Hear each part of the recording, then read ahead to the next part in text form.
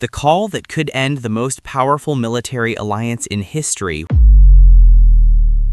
was made at 3 p.m. on a Wednesday, in a move that has rattled capitals from Washington to Warsaw. White House Press Secretary Carolyn Leavitt confirmed that President Donald Trump is actively discussing a possible United States withdrawal from NATO, with a direct confrontation between Trump and NATO Secretary General Mark Rutte already underway behind closed doors at the White House. No formal exit has been announced, but the conversation alone is already tearing through diplomatic corridors, defense ministries, and financial markets like a shockwave. NATO, built in 1949 as the West's collective shield against Soviet aggression, has been the foundation of global security for over 7 decades, and any meaningful fracture in American commitment risks triggering a domino effect: weakened military coordination, emboldened adversaries, and a Europe suddenly forced to defend itself. Insiders point to a fury that has been building for weeks. Trump's anger stems largely from NATO's refusal to participate in the US-led war against Iran, which began in late February,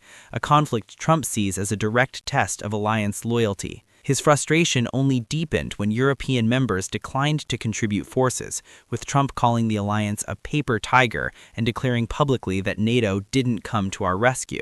That bitterness now sits at the center of every conversation happening in the West Wing. The deeper tension, though, runs older than Iran. Trump has long accused European members of free-riding on American defense dollars while refusing to meet even basic spending commitments, a charge that has reignited fierce debates in Germany, France, and beyond about whether Europe needs its own independent military force, completely separate from Washington. Reports now suggest the administration is weighing a plan to pull U.S. troops out of specific NATO countries seen as unhelpful during the Iran conflict, particularly Spain and Germany, and redeploy them to nations that showed stronger support. This would stop short of a full exit, which legally requires congressional approval under a 2023 law, but it would deliver a punishing message to allies who crossed the line. Markets are already reacting. Defense stocks are swinging. The dollar is under pressure. Investors are quietly moving towards safer assets, spooked by the possibility that the security architecture underpinning global trade and stability could soon look very different.